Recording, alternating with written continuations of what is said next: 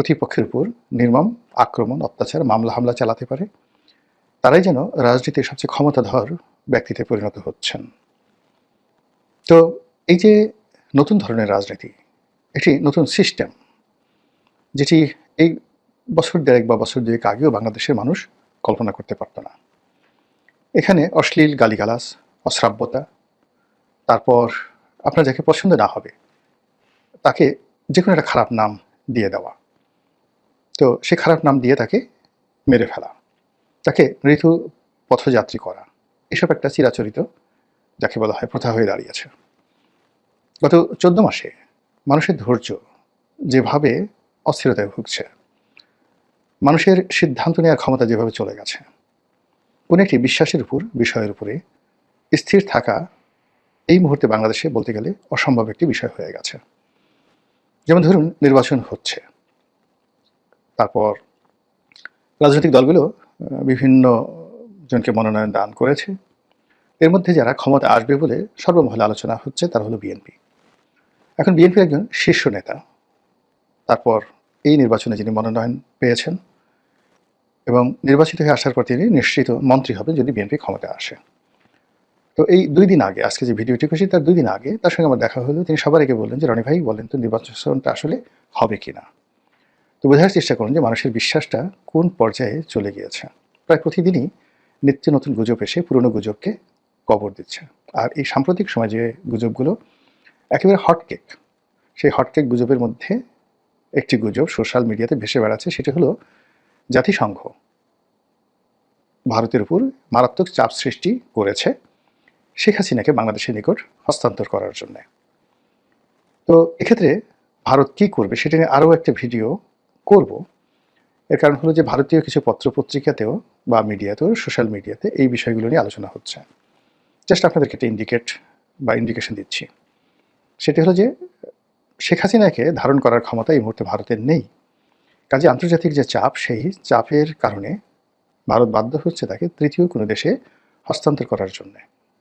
বাংলাদেশে তারা দেবে বা দেবে না সেটা পরের ব্যাপার, বা তৃতীয় একটা দেশে দেওয়ার জন্য তারা প্রাণান্ত চেষ্টা করছে। এই যে হঠাৎ করে এরকম যে একটা গুজব, এই গুজবটা কেন ছড়িয়ে পড়ল, এই বিষয়গুলো নিয়ে আলোচনা করব। আমরা যদি ধরি যে একটি নির্বাচন ফেব্রুয়ারি মাসে হবে, ডিসেম্বর মাসের 15 তারিখের আগে একটি শিডিউল ঘোষণা করা হবে, তাহলে এই মুহূর্তে আসলে শেখ হাসিনাকে নিয়ে আলোচনার কোনো জরুরত নেই, মানে কোনো প্রয়োজন নেই। শেখ হাসিনা ভারত আছেন না তৃতীয় দেশে যাবেন, তিনি সুস্থ না অসুস্থ, আওয়ামী লীগে বেঁচে আছে বা না আছে, থাকবে কি থাকবে না, এগুলো নিয়েও কিন্তু এই সময়টিতে আলোচনাটি প্রাসঙ্গিক নয় যদি আপনি নির্বাচনটিকে অনিবার্য মনে করেন। এর কারণ হলো এখন যে পরিবেশ পরিস্থিতিতে নির্বাচন হচ্ছে, সেখানে বিএনপি, জামাত এবং অন্যান্য যারা এই জুলাই আগস্ট যে গণ অভ্যুত্থান তার পক্ষের শক্তি, তারা নির্বাচনে অংশগ্রহণ করছে।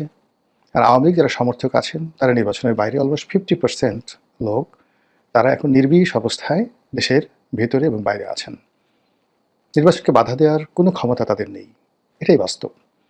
তারা ফুসফাস করতে পারবেন, গালাগাল করতে পারবেন, ভয় দেখাতে পারবেন, আতঙ্ক ছড়াতে পারবেন, কিন্তু কোনো একটা বিষয় কন্টিনিউয়াসলি সাস্টেইন করার মতো তাদের যে শক্তিমত্তা নেই, এটি আমরা গত এই 1.5-2 মাসে দেখতে পেরেছি। আওয়ামী লীগ প্রচণ্ডভাবে ঘুরে দাঁড়ানোর চেষ্টা করেছিল। অনেকগুলো ঝটিকা মিছিল হয়েছিল, ছাত্রলীগের ঝটিকা মিছিল, আওয়ামী লীগের ঝটিকা মিছিল, তারপর বেশ কিছু জ্বালাও পোড়াও হয়েছিল, তারপরে হরতাল, আরও কী যেন তারা ডাকার চেষ্টা করেছিল শেখ হাসিনার বিরুদ্ধে যে রায় হবে সেই রায়কে ঠেকিয়ে দেওয়ার জন্য। অবশ্যই দৃষ্টি মনে হচ্ছিল যে আওয়ামী লীগ বোধহয় আবার সেই স্বরূপে ফিরে এসেছে এবং তারা আবার রাজপথ নিজেদের দখলে নিয়ে নিচ্ছে। কিন্তু ওই যে বললাম যে একটি আন্দোলন চালিয়ে নেওয়ার জন্য যে রাজনৈতিক শক্তি দরকার, যে পরিবেশ দরকার, পরিস্থিতি দরকার, যে মনোবল দরকার, ওটা আসলে আওয়ামী লীগের এখন নেই। আওয়ামী লীগের অনেক নেতাকর্মী যাদের সঙ্গে আমার পরিচয় ছিল আগে, অনেকেই টেলিফোন করেন, তারা বলার চেষ্টা করেন যে রনি ভাই আমাদের অবস্থা কী হবে, তারপর আমরা কবে ফিরে আসবো। আমি যে কথাগুলো তাদেরকে বলি, এই যাকে বলে টেলিভিশন টক শোতেগুলোতেও ঠিক একই কথা বলি, এবং এই ইউটিউবেও কিন্তু কন্টিনিউয়াসলি সেই কথাগুলো বলি। অনেকগুলো বিষয় রয়েছে যেগুলো আওয়ামী লীগের ইতিবাচক, কিংবা ধরুন বিএনপির ইতিবাচক, জামাতের ইতিবাচক, এই বিষয়গুলো আমি সবসময় প্রচার করি, ইতিবাচক বিষয়গুলো।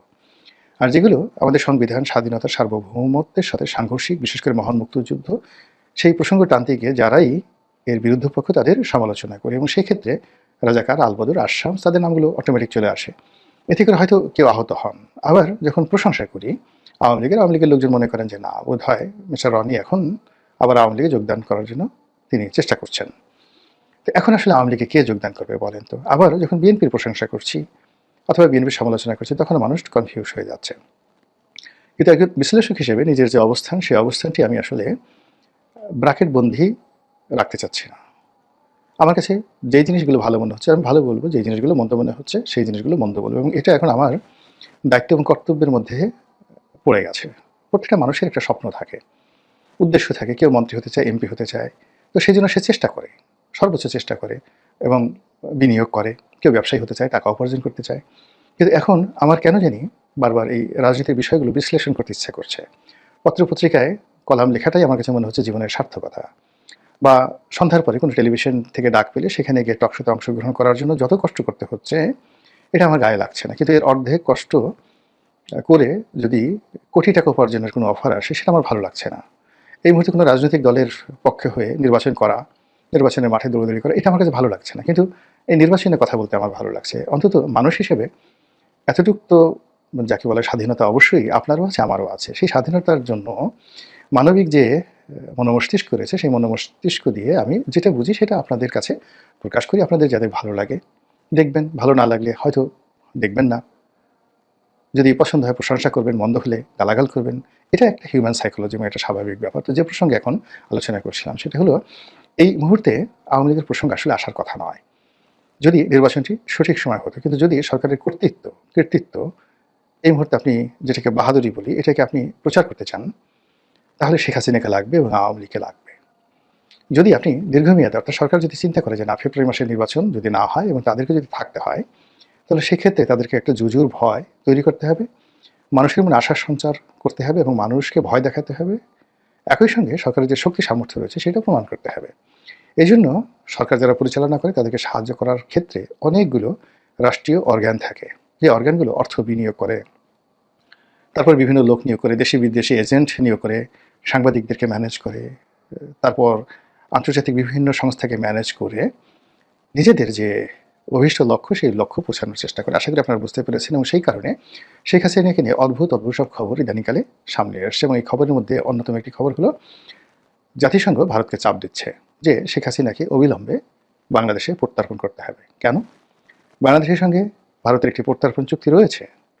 এখন শেখ হাসিনা যারা পক্ষে লোক তারা বলার চেষ্টা করছে যে এই প্রত্যার্পণ যে চুক্তি, সেই চুক্তির অনেকগুলো ধারা আছে। তার মধ্যে 7 নম্বর ধারা, আর্টিকেল 7, সেই ধারাটি হলো যে এই প্রত্যাবর্তন চুক্তির আওতায় যাকে প্রত্যার্পণ করা হবে তার ব্যাপারে ভারতের যদি সন্দেহ থাকে যে এই লোকটির প্রতি অবিচার করা হবে, তাহলে সেক্ষেত্রে ভারত তাকে প্রত্যার্পণ নাও করতে পারে। অথবা ভারত যদি মনে করে যে এই লোকটির বা এই বন্দির বা এই প্রত্যার্পণকৃত ব্যক্তির ন্যায় বিচার নিশ্চিত হবে না, মানবাধিকার লঙ্ঘিত হবে, অথবা ভারতের যে নিজস্ব safety and security, social security, এটা বিনষ্ট হবে, তাহলে ভারত এই প্রত্যার্পণ চুক্তি অনুযায়ী কাউকে প্রত্যার্পণ করতে বাধ্য নয়। কিন্তু এই কথা ওই চুক্তিতে লেখা থাকলেও যারা এই মুহূর্তে কুয়াত দেখাতে চাচ্ছেন, শক্তিমত্তা দেখাতে চাচ্ছেন, তাদের বক্তব্য হলো জাতিসংঘ অনেক শক্তিশালী, তারা ভারতকে যে কথা বলবে সেই কথা ভারত শুনতে বাধ্য। কেন বাধ্য? এর কারণ হলো যে পারস্পরিক দুটো দেশ, সেই দুটো দেশের একটি দেশের স্বাধীনতার সার্বভৌমত্বকে জাতিসংঘ মর্যাদা দেয়। তো কাজেই বাংলাদেশের স্বাধীনতা এবং সার্বভৌমত্ব, দেশের আইন শৃঙ্খলা থেকে শুরু করে দেশের পুলিশ বাহিনী, বিচার ব্যবস্থা, সব কিছুকে জাতিসংঘ মর্যাদা দেয়। বাংলাদেশ পুলিশের কোনো যদি ওয়ারেন্ট থাকে, সেই ওয়ারেন্ট আন্তর্জাতিক অঙ্গনে কার্যকর করার জন্য ইন্টারপোল, ইন্টারন্যাশনাল পুলিশ যেটি রয়েছে, সেই তাদের হেডকোয়ার্টার, সেখানে পাঠিয়ে এ সকল ওয়ারেন্ট কার্যকর করা হয়। এটা জাতিসংঘের একটা সিস্টেমের মধ্যে কাজ করে। এবং জাতিসংঘ এই আইনগুলো, এই দৃষ্টিভঙ্গিগুলো যদি বলবৎ করতে না পারে, তাহলে কেউ তো জাতিসংঘের মেম্বার হতে চাইবে না, কেউ জাতিসংঘের প্রতি আস্থা রাখবে না, বিশ্বাস রাখবে না। তো সেই অর্থে জাতিসংঘ সবসময় করে কি, তার যারা মানে সদস্য রাষ্ট্র, সেই সদস্য রাষ্ট্র যেন যে ইন্টারন্যাশনাল কনভেনশনগুলো রয়েছে, আন্তর্জাতিক যে কনভেনশনগুলো রয়েছে, সেগুলো, জাতিসংঘের যে সকল সনদ রয়েছে সেই সনদগুলো, যে সকল আন্তর্জাতিক আইন রয়েছে সেই আইনগুলো, এবং পারস্পরিক আঞ্চলিক যে সকল কনভেনশন, আইন রয়েছে এবং পারস্পরিক যে চুক্তিগুলো রয়েছে, যেমন ভারতের সাথে বাংলাদেশের বন্দি বিনিময় চুক্তি, এইগুলো যেন অক্ষরে অক্ষরে পালিত হয়, এটা জাতিসংঘ নিশ্চিত করে। এবং তারই প্রেক্ষিতে তারা ভারতকে চাপ দিচ্ছে যেন শেখ হাসিনাকে বাংলাদেশে প্রত্যার্পণ করা হয়। অসাধারণ যুক্তি। এই যুক্তি আপনি অস্বীকার করতে পারবেন না। দ্বিতীয়ত যে জিনিসটি আছে, এখানে বাংলাদেশের সঙ্গে ভারতের যতটা না সম্পর্ক, এই মুহূর্তে রোহিঙ্গা সংক্রান্ত বিষয়াদি নিয়ে বাংলাদেশে বর্তমানে যারা ক্ষমতায় আছেন এবং আগামীতে যারা আসবেন তাদের সঙ্গে জাতিসংঘের সম্পর্ক রাখাটা অতি জরুরি। এর কারণ হলো এখানে যে মানবিক করিডর, এখানে যে রোহিঙ্গাদের সমস্যা রয়েছে এবং এর সঙ্গে জাতিসংঘের যে ইনভলভমেন্ট রয়েছে, সেখানে বাংলাদেশ সরকারের সুস্থতা, স্বস্তি এবং তাদের ভালো থাকা জাতিসংঘের একান্ত কাম্য। এখানে যদি একটি বিশৃঙ্খল অবস্থা তৈরি হয়, তাহলে সেই দায় দায়িত্ব জাতিসংঘের কম না, এবং এটা যদি শেখ হাসিনাকে কেন্দ্র করে হয়, আওয়ামী লীগকে কেন্দ্র করে হয় এবং ভারতের কারণে হয়, তাহলে সেক্ষেত্রে জাতিসংঘ যদি সরকারকে সাহায্য করতে না পারে, তাহলে জাতিসংঘকেও সরকার কোনো সাহায্য করবে না। এটা এখন সাধারণ ব্যাপার।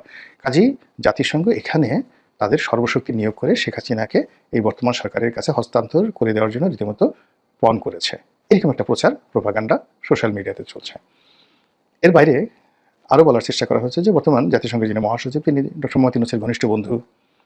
ওয়েস্টার্ন কান্ট্রিগুলোর সঙ্গে বর্তমান সরকারের ভালো সম্পর্ক, ডক্টর ইউনূসের সাথে ব্যক্তিগত সম্পর্কে, সব মিলিয়ে শেখ হাসিনাকে আসলে ভারত ধারণ করতে পারছে না, তাকে ফেরত দিতে হবে। এখন প্রকৃত ঘটনা কি? প্রকৃত ঘটনা হলো ভারত এখন এমন একটা রাষ্ট্র, যে রাষ্ট্র জাতিসংঘের সাধারণ পরিষদ দূরের কথা, অন্যান্য প্রতিষ্ঠান দূরের কথা, নিরাপত্তা পরিষদকে তারা কিন্তু ওইরকম যাকে বলা হয় বুড়ো আঙ্গুল দেখিয়ে থাকে। তারা আমেরিকার মতো একটি রাষ্ট্রকে বুড়ো আঙ্গুল দেখিয়ে, সেই ইউক্রেন যুদ্ধের পর থেকে আজ অবধি বুড়ি আঙ্গুল দেখিয়ে তারা কিন্তু দুপায়ের উপরে শক্তিমত্তা নিয়ে দাঁড়িয়ে আছে। তারা আমেরিকাকে চ্যালেঞ্জ জানিয়ে আল্লাহ দিয়ে মিস্টার পুতিন, ভ্লাদিমির পুতিনের সঙ্গে সম্পর্ক বজায় রাখছে। তো এরকম একটি রাষ্ট্রকে আপনি জুজুর ভয় দেখাবেন, বা এরকম একটি রাষ্ট্র জাতিসংঘকে ভয় পাবে, আমেরিকাকে ভয় পাবে, বা আমেরিকার হুমকিতে শেখ হাসিনাকে বাংলাদেশের নিকট প্রত্যার্পণ করবে, এটি মানে বিশ্বাস করা আর বেকুবের স্বর্গে বসবাস করা একই বিষয়। আমি পুরো ঘটনা বললাম, এখন আপনি